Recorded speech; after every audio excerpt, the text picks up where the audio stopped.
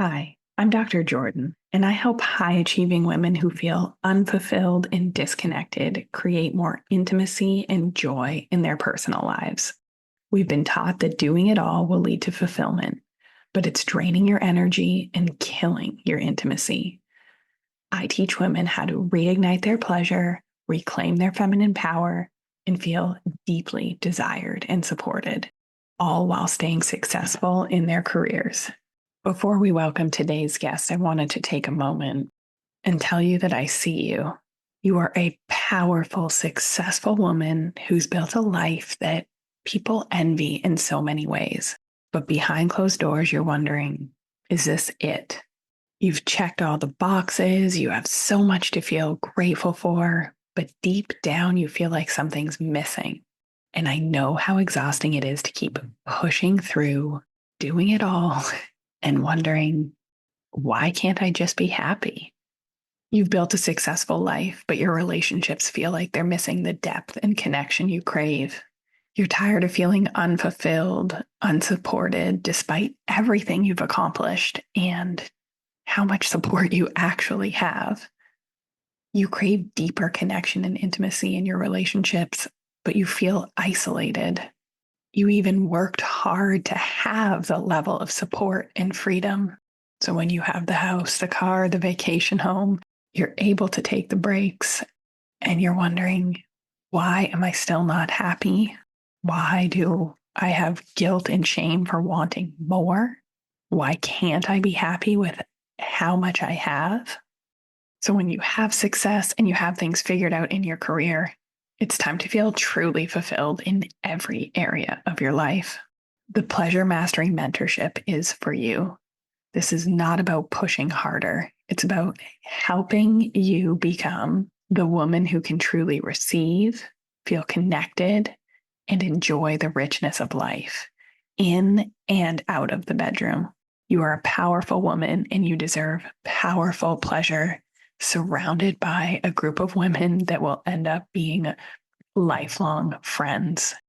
This is a group highly, highly curated of high achieving women just like you, because you are not alone and you are not broken. I want you to head to the show notes and apply for the 2025 Pleasure Mastery Mentorship.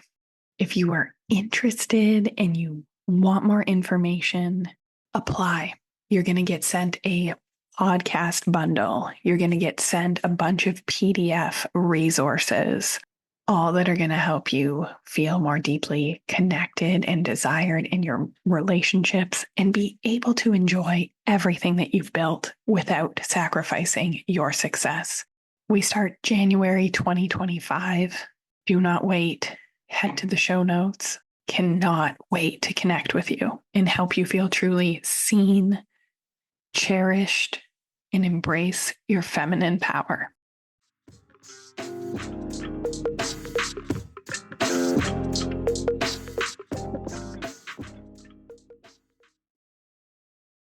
Hello, Superwomen, and welcome to this episode of All Have What She's Having.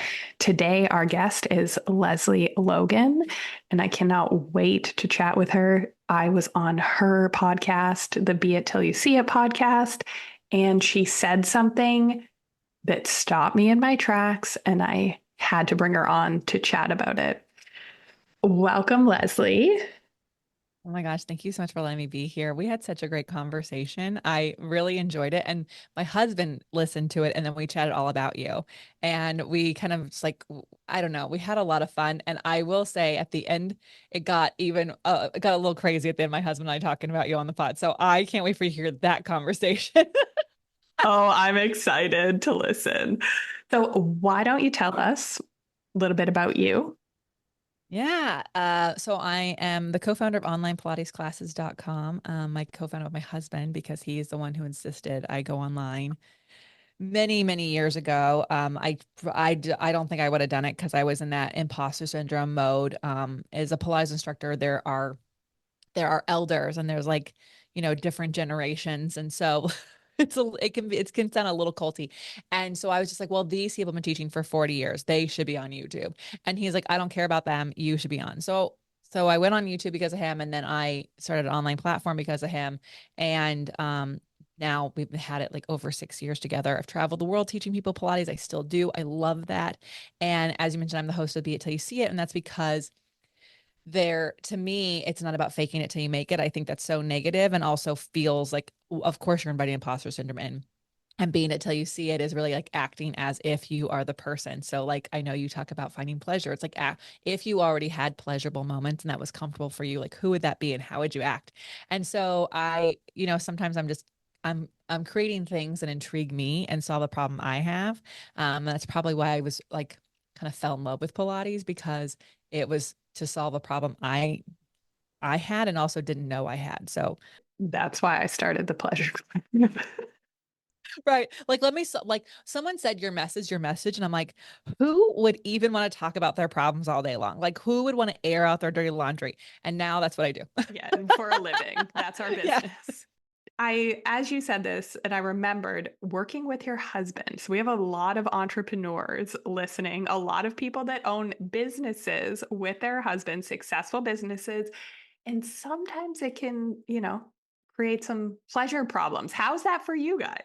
Yeah, it's not for everyone. So everyone's like, "Oh, I wish my partner did this." And I'm like, "Do you really though?" Because like you have to be even more intentional. And I think like if you are a married couple listening or in a long-term relationship, you already know that in the pleasure zone that can go by the wayside. Like it goes from hot to like not. It becomes this like kind of routine. And so you have to understand that communication is even going to be more key. And then understanding that, when things get stressful, men usually are more wanting sex. And when I'm stressed out, I'm not. Like we've had sexperts on who are like, stress is like the number one responsibility is the number one killer of a sex drive for ladies. So like ladies, if you are feeling like you have tons of responsibility and your sex drive is low, that's why. Like that's the nature of it. So we are really communicative of like, I'm actually feeling like I have too many things on my plate right now to even be considering what you're wanting. And he's really open to going, okay, how do we get more things off your plate then? And so that is really like key for our relationship to have romantic side and then a business side. And then the other thing is just being really clear. Like it took us a long time to, especially with the pandemic and when every way that you make money disappears and you work for yourself and you have to kind of like figure it out and bet on yourself. It was really easy for us to just work all the time because you kind of need to in the beginning, and then you also need to not. Like the hustle can't become a hassle is what my coach would say. So what we had to get really clear on is like the dog walks, dinner time, no business. And if one of us has an idea, we can say, oh my God, I have a great idea about this thing. When can I talk about it with you? And then we could put it in the calendar with the ideas, thoughts, so that we can let it be and then go back to being on a dog walk, because otherwise you just work all the time and there is not like you forget why you're together. And that is going to be a shame because you can have a great business and then you lose the marriage. Like The that would not be fun. intimacy. Yes. Yes. And it's it's so in because I love that you're echoing all of the things that I would coach my clients to do. But if you work in two separate jobs, and sometimes like with one corporate, one entrepreneur, they're like very different industries or they have different busy seasons. So normally people aren't in it. There aren't like massive fires to put out at the same time. But when you work together, it's like the highs are the same highs and the lows are the same lows. And it can feel, the lines can get very blurred. And then even date night is talking about Well, yeah. And if you business. live in the States, you do that. So it's a tax write off. But but you have to also figure out like when are you going to stop that conversation. And I think the other thing that has really helped us is I don't and maybe if we worked in separate jobs we would still do this, but I find that or now in our relationship the more we work together, and now it's been since 2019, I will say, like like the other, literally 2 nights ago, I could not sleep. I was just having anxiety about our business. We're making some big changes, and I said, I'm just feeling really. I literally texted him. He wasn't even in the room. I was like, I'm feeling anxious right now, and he came in. I was like, here's what I'm anxious about, and he was able to like listen to that and then go, okay, so we can't talk anything about that right now. We're going to sleep, but we have a meeting tomorrow at 12. Let's talk about it then. So I was able to vocalize what I was going through. And I think, sometimes, so I felt like that's a benefit to working with your spouse, because I don't know if my spouse didn't work with me, if I woke him up, was like, I'm feeling really nervous about a meeting tomorrow. They'd probably be like, oh my God, you're ruining my sleep. But because we're invested in the same goal, it's really open and it's really nice, but it takes even more communication and being able to say, no, I'm not talking about that right now. And I think for a lot of people, for the people pleasers listening, that can be really hard. You'll have to get over that. But it's boundaries and space, Yes. right? And that's boundaries in when you're talking about business. And Yeah. you gave a perfect example. You shared a feeling, you shared where you were at, and your husband acknowledged it, validated it, and provided a solution of let's talk about this tomorrow, right? Yeah. Which, because do we ever solve any good problems when we're in that panic spiral at night, which we all get in? No, zero, zero. Thank God for breath work and some good music. But um, the other thing, just about that space, sometimes that is physical space. So we are lucky enough that we have a house where we each have our own office. And that's really important for us. We tried to share an office, and we kicked out the guest bedroom and I took over it, because do you have that many guests anyways? No. So I took over that room, but it was just key because I'm the creative and he is like super doer, super technical. He's on calls and meetings all the time. Like, please don't give me a meeting. Like, how important is this meeting? So we had learned that and figured that out. So I would just say, like, it's okay to know yourself. And then the other thing is, sometimes I just need to change the scenery. So I leave him here and I go work at a coffee shop and we just do calls like that. So don't think you're being indulgent if you need to change up the atmosphere. And the other, this is really hard for a lot of people, but I can't solve his problems in the business. So it's our business and he would do things different than I would. But also, like, if I trust him to be the CEO, I have to trust him to be the CEO, and I can offer up ideas if he needs them, but I don't get to tell him what to do, because it's been emasculating. And also, like, if we weren't married and he was the CEO, would I just walk into his office and go, you should do it like this? So you I This is, really yeah. I really try to think about, like, if we were not married, not in relationship, not friends, we just work together, how would I actually go about this meeting? And I think that really helps, keep the relationship when it is. Yeah, and you've two concepts that I teach on, which I love that you're echoing. And when there's synergies, it's space is key. We can smother each other, especially like two people working from home, two people working Mm-hmm. in the same business, even if you don't, but you're coming home and you're just in each other's space and it's not intentional, like two people scrolling on phones, not connecting. Like, we need healthy space in relationship. And when we lose it, intimacy is going to go out the Yeah. window Yeah, for as sure. well. And the other depends on, I guess my audience, but this is my podcast, so I will say it. um, Two ways for those of you newer here. It's staying on your side of the street. That is key. So, yes, if your husband is going to be the CEO, you got to let him be the CEO. Also, when it comes to like power play and energetics, we call that making your Dom right. Like, let the man lead. Oh, I love that. That's so fun. But also, that's so true. Like, because I listened to another coach on, like, we all have feminine, masculine energies in us, right? And, like, especially as like, I created the business. And so living in my masculine is one of the easiest things for me to do. Being in receiving mode, so hard. If I'm gonna say he's the CEO, then, like, I have to, like, me stepping out of his way allows me to receive what it's like to have a CEO of my company and not always be going and being in charge of it. Overstepping Mm-hmm, on mm-hmm. his side of the street for sure. Yeah. Oh, I love this. So I learned something it's new. it's a BDSM concept. And so I come at things from like Chinese medicine, yin yang, Yeah. masculine, feminine, and like layer in BDSM and tantra, to help rebalance relationships. And the women on this podcast, they are the overgivers, overfunctioners. We're given the advice that is not asked for. Oh, I see you, ladies. Like Yeah. I see you in that. I honestly, like, I call myself a recovering perfectionist and overachiever. And when I am trying to provide advice that I was not asked for, I like literally can like feel like because it's not like I'm perfect, right? Because I'm a recovering perfectionist. But sometimes I'll be in my office and I'll hear him say something. I'm like, oh, no, no. Like, and I try to yell across the house and he'll just text, would you like to join this meeting? And I'm like, ooh, I overstepped and I don't want to join that meeting. So why am I providing information they didn't ask for? Right. And it's if small example, and I always bring it back to like the dishwasher.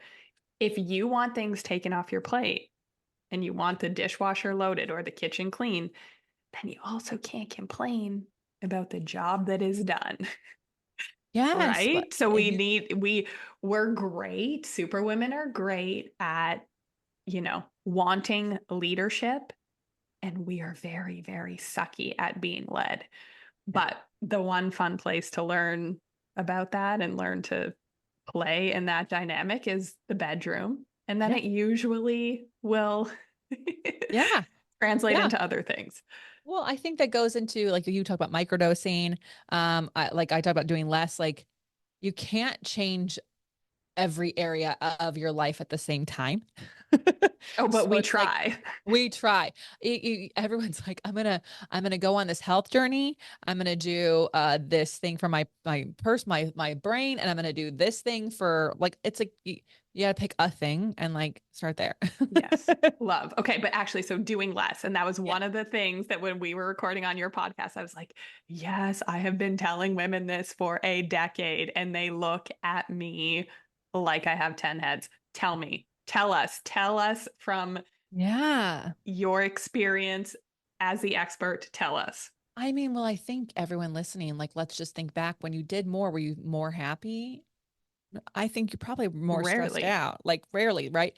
So here's how, like, first of all, I should just say, since I was a child, I always did more. So I am the oldest of three to a mother who was 21 when she had me, and 25 when she had, by the time she had three. So I became an adult very young, taking care of Parentified myself and take, child. yes, 100%. I'm super hyper vigilant, guys. I got all the things. I think Okay. most of us are probably the oldest child on listening.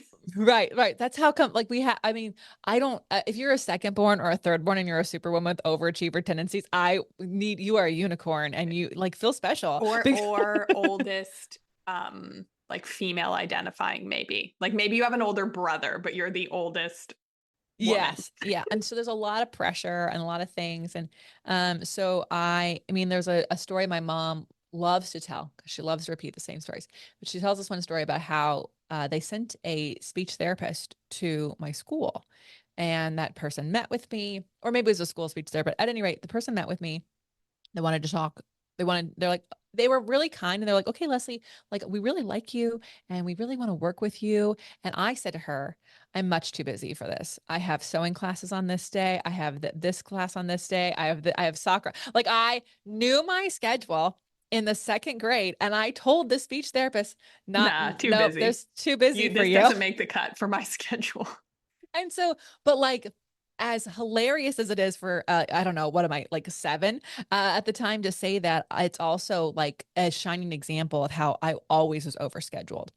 And then cut to high school, I was in sports and I had a job. Cut to college, I was taking full loads and I had a job, and not a part-time job, like a full-time job. And so I always was very busy. And so in 2005, I graduated from college and all of my friends had gotten married and moved away. So in an I was in a town I lived in for 4 years, but I was like, I had no friends at this time, right? And so this girl invited me to a Pilates class, and I said, that is some BS workout. I could not do what it's on the infomercials. That's how bad it is. Like it's not real.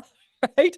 Um, so, for those who are too young to remember, there used to be infomercials, there used to be TV, and we used to watch those things. And so, Yeah, anyways, what are what infomercials are now? infomercials? Yeah, no, I Um, grew up on infomercials. Yeah, so I saw Pilates on infomercials, and here I was, an ex-athlete, and I had taken a personal training exam, and so I was just like thought I knew everything. And but I had this like bird on my shoulder going, you need a friend. And so I went with her to this class, and I went to this class and it blew my mind because if you are familiar with the gym, you do sets. So you do this exercise like 3 times and you do like 10 of them and you repeat it, right? And you can do intervals, but you're repeating the same exercises. And it's often either for time or for, unless you're doing heavy weightlifting, which I love, ladies, you should still do that. You're pretty much doing a lot of reps of things and you're repeating things. And I go to this class and we didn't repeat one thing. We didn't repeat a single exercise. And we actually did very few reps. And what I learned, first of all, I felt parts of my body I never felt before. I also felt what it's like to be in my body. And Mm. the more I did Pilates, the more I understood quality over quantity is always better. And so what Joseph Pilates had realized is when people do lots of repetitions, aka doing more, you actually do a bad job. The last several reps, you're kind of going through the motions. They're not as intentional as the first. And so this Pilates thing got me really, I changed everyone's schedule at work. So I go every single day. And I just got really obsessed with this idea of less repetitions, doing less, and I was getting major results. I was feeling stronger. Everything I did was better. People are complimenting my posture. I never had good posture. And so that led to other areas, much like you talked about, like if you seek pleasure in the bedroom, it can lead to other things. If you like, so it led to me, actually doing a lot less of things. Like I started allowing myself to not work as much. And guess what? I made the same amount of money because I was just more intentional in the hours I was working. And so it became this I kind of got really excited. How can I do even less here? And how can I do less here? And so today, fast forward, we're now, it's almost been 20 years since that first class. And I am so proud of like when you look at my work schedule, everyone's like, you're so busy. I don't really start a day until 10 and it ends at 4, guys. Like those hours in between are busy, but I'm not doing more. I'm still able to do the same amount of work and touch the same amount and more lives because I am actually doing so much less hustling and doing a lot of intentional self-care work for myself. And I say intentional because a lot of times people are like, oh, I gotta, if you heard my morning schedule, you'd like, I gotta do all these things. I didn't start out doing all of these things. I started doing one thing and letting it become more, becoming easier. So that's why less is really good. We can also talk about why doing less helps you actually create a habit. But that's, I've been talking a lot. I love this. And I was on my pleasure principles group call today and I had them, we did crusty versus magnetic. And crusty is our like who we become when our pleasure tank is empty and we're like snapping at our loved ones. We are, taking over the CEO role. We're critical. We're not our turned on magnetic selves. Yeah. So I had them do like, what are the characteristics of crusty? What does crusty feel like? And do you know what the main thing was? Over scheduled, doing more, too much to do. That was kind of like a unanimous response. And then magnetic was free, less, and like, but also what they were doing, they wanted to do. They were intentional about doing it. It felt good. So having to make dinner, and I'm using the word like, so having to make dinner at the end of a long day in a job that you hate is very different than having the space in a career that you love that's like filling up your tank. And one of my clients said, and I get to put on the crock pot and text my husband and my son and say, like, dinner's gonna be ready at 6. Yeah. So it's just really echoing that Yeah. theme. Yeah. First of all, like, I love that you labeled it crusty because no one wants that. Like, that just sounds like there's so many different things that sound like when I think of crusty, I'm like, oh, Yeah, that's but like, exactly it. but I think like the first, like, um, something that we have to understand is you can't, I love, going back to when you were on my podcast, like you talked about microdosing, like we can't just go from like this overscheduled, like crusty life to like flip a light switch and boom, Yeah, because you're you won't not really this know, beautiful, delicate flower. you won't be comfortable with all that time. you will feel like you should be doing more. And so I think it's really important to like pick an area where you could be less scheduled. Where's a like if you are working in an office, like, and you have the ability to go, are all these meetings necessary? Like Salesforce was like famous for any meeting under 15, under like I think it was like 30 minutes is just deleted. They're gone. There should be no reason to schedule a short meeting because you should be able to, whatever is in that short meeting, you should be able to handle on a Email. on email, Slack, whatever, right?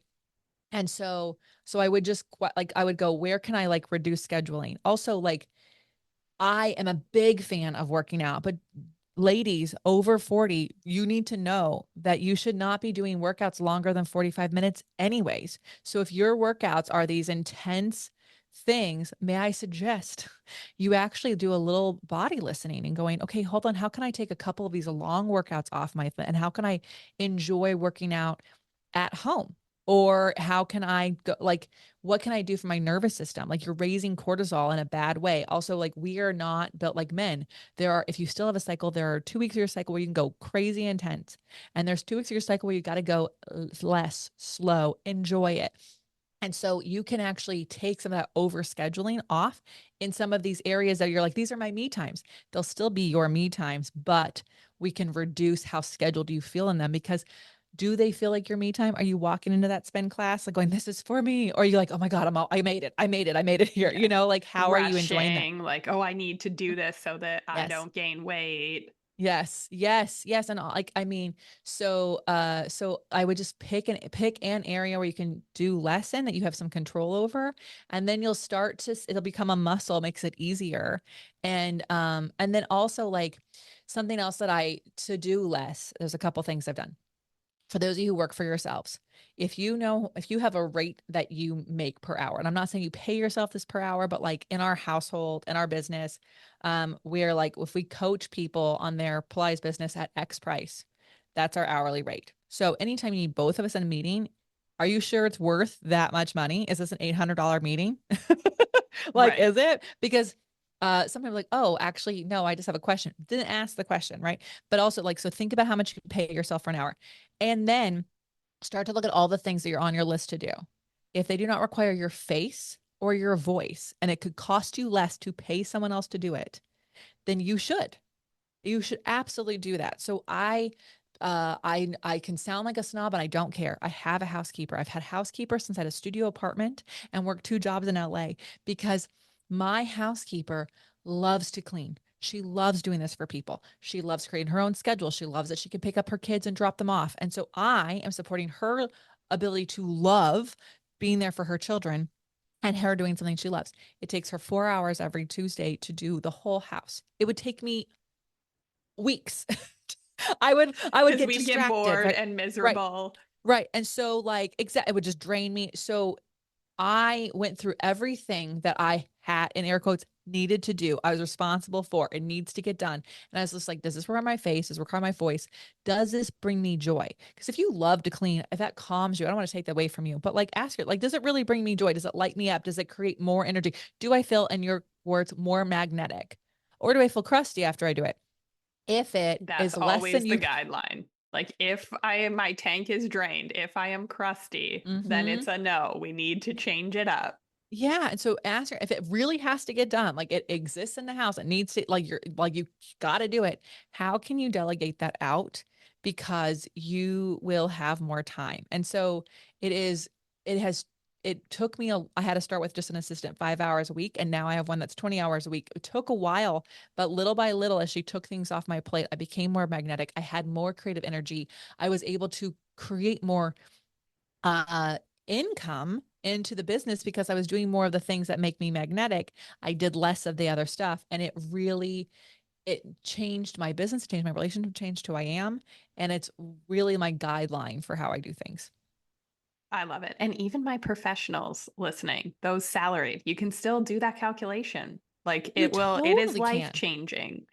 You Yeah, totally can. it is Also, life changing. And we have to let go of like, we need to do it all to yeah. feel, You you no, it's life changing also like even if you're a salary person, like you can't write it off like I can write off a lot of things, but you have to understand, like, I, so when women make money, it is proven fact they put it back into communities.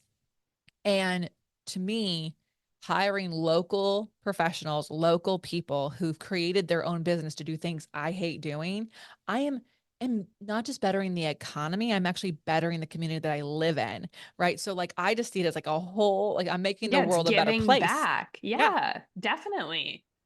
Definitely. I love this. So much good.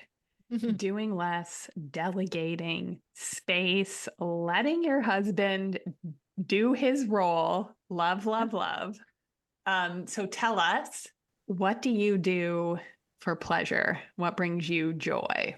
Okay, so I think it's seasonal for me for sure. But I also have been finding different, I just shared this when we were talking about you on our pod. I have this new routine in the morning that brings me so much pleasure, that brings me so much joy. You guys, I fill up my air diffusers so that when I start my workday, the whole house smells amazing. The whole house smells amazing. And you can look at that like, oh, it's one more thing to do. I actually see it as like, it creates a pleasurable space for me to work in. The other thing that I do is I will often play music that brings me joy, that like just make it fills the ambiance, right? Like these are some of the things I do in my space to create a joyful, pleasurable experience to work in. On a non-work related, non-household related thing, I love, love, love, love laying in front of a red light or laying on my pimp mat. Like there is nothing that grounds me more. And for me to enjoy an intimate experience with my husband, I have to ground. I am an Aquarius. I live in the clouds. Enneagram 2. There's all these things, guys. But Like, you know yourself. You yes. know your breaks to Hmm. intimacy. You know your Hmm. accelerators. You know you need to be grounded. So you're taking the action to Yes. be in that space. Yes. So if I can do those things, then I can enjoy a pleasurable, intimate experience with him because my mind isn't like on all the other things. And then also what been more intentional about, we've been married almost 9 years so when this is out, it'll be, been married 9 years. And Congratulations. thank you. One of the things that we often ask the other person before we are intimate is like, how do you want to feel? I Because love it. this is something like I learned from another sexpert, and I was like, oh, I've never thought about how I want to feel. That's a very interesting thing. I was just like gonna do the sex thing, like it's gonna feel Yeah, the great. checkbox But sex. First, we're gonna yeah, kiss, and then yeah, yeah. And so like we ask each other, like, how do you want to feel today? And sometimes he knows exactly how he wants to feel, or sometimes I know. Sometimes it's the same or it's not. And then it's like, okay, well, I'll give you how you want to feel, then I get how I want to feel. And so it's like there's communication there, but it's really lovely because it forces me to ask myself, like, how do I want to feel? right. And Which I, but it's just even that act of checking in. You're getting in your body. mm-hmm. You're grounding, which is the place that we need to be to receive and for those Yes. pleasure centers in our brain to turn on. Yeah. And like, I think it's important it's okay to be like, I don't want anything new right now. I actually like right now, what my system needs, how I want to feel is like how I felt last time. I want that because Yeah. Yeah. like Give me a I'm not, repeat of last yeah, Friday. I'm not, I had enough new today. I don't want any more surprises, right? Or it's like, I want something different. So that has been incredibly useful because I can be like in the clouds and not necessarily grounded. And like, I sometimes don't know how. And so it's forced me to kind of get to know myself in new ways. And I really appreciate that. I think that's really fun. I love it. So, And I so think that that's, it's a great question to ask at the beginning. yeah, y'all should use it, steal it. I got it from Dr. Celeste Hallbrook. And I think it's really, um, especially for the overachievers, like it really helps you kind of go, hold on, if I can just have this at the end, that'd be great. Yes. You know? And for those of you like superwomen listening that just can't even connect with how you feel, call me. It's okay. Like Yeah, we can be so stuck, right? We can be so stuck in doing and overthinking and that would sometimes when I ask a superwoman like how do you want to feel? they have no Where do you idea. desire to be in 1 year from now? They're on a call with me. They're like, like blank. And that's where I was, and it's totally okay. So I I don't had want to, any shaming. I am someone, let me just tell you, I Googled like, what are feeling, like, list all the feelings. What are all the different possible feelings I could have? And like, had to like look up going, okay, like, oh, I don't like these words. Oh, I like these ones. Okay. Like, like it's definitely no shaming here because I am someone who can just be like a little bit like, I'm a checklister, I'm a doer, like, I'll just take action. And so I had to go, okay, what are some ways I could feel good? What would those look like? And then Yeah, it's we do a little exploration. pleasure research first. And Hmm. then it's like, yeah, I think I like this, or, ooh, that's a no. Yeah, yeah, But yeah, we start from there. Love yeah. it. All right. Last question from me. So, well, I guess it's a statement, but can you, oh no, I'll phrase it as a question. Can you, so at the Pleasure Collective, we brag. I love women taking up space. I love them. And it is a pleasure practice to brag about something that you are proud of, Yeah. because it feels good. And you sharing the brag feels good for me to listen to. It feels good for you. It feels good for the listener. So we're like filling up our pleasure tanks by bragging. So can you share a brag? Yeah. Oh my God. Can I just say in 2018, I was told I had to introduce myself to a group of business people, 60 business people, entrepreneurs, and you had to brag. And I was like, what the fuck am I gonna say? What am I what am I bragging about? And I like sat there for like 20 people, not listening to their brags, just trying to figure out my brag is. So Yeah. I love this question because I have intentionally practiced bragging ever since then. Cause I was like, that is terrible that I didn't know right away to brag about. And so what I want to brag about is this. My husband and I missed hitting seven figures by $12,000 last year.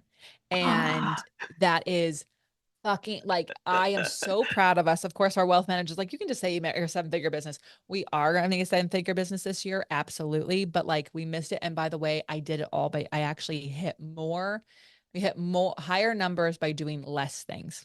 So just to bring it back, like I did Love. not overwork. I took off time. We we didn't offer two of the retreats that we normally do. Like we did less and we made And made more. more. That is Yes. the brag. That is the ultimate brag. Yeah. Yes. Yeah. Love it. Thank you. Well, this has been such an amazing and enlightening conversation. So much alignment, which I love. Tell those listening where they can find you. Yeah. So I love to hang out on Instagram. It's just my name at Lesley, Lesley.Logan. So you can absolutely find me there. If you are wanting to do some Pilates, which by the way, Pilates is one, like I said, I'm not kidding. It helped me actually get to know myself and get to know my body. It also makes you a lot more flexible. Just gonna say. Yeah, and And turned on. It will turn on the pleasure centers in oh, your brain, getting into your Joe, body. Joe Pilates told one of his clients back before he passed away that he created Pilates so people would have better sex. Like all the exercises are done often lying down, and they really are to help you with your core strength, but inner thigh strength, outer hip strength, all these things, ladies. So, and because one exercise follows the next, it creates better stamina. So if you want that, you can actually do a free series with me. And by the way, we only start with 10 minutes because doing less, that's what I'm about, and creating habits that stick. So it's opc.me/challenge, and you'll just pick either the mat or if you have access to a reformer, the reformer. Love it. Thank you so, so much, Lesley. And we will link all of that in the show notes. Thank you so much.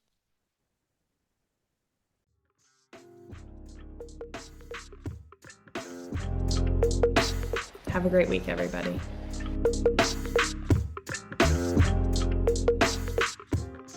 If you like what you heard in this episode, leave me a rating. Your support helps me get discovered by more women like you. Together, we can change the conversation around women's sexual health and pleasure for you, your partners, and generations to come.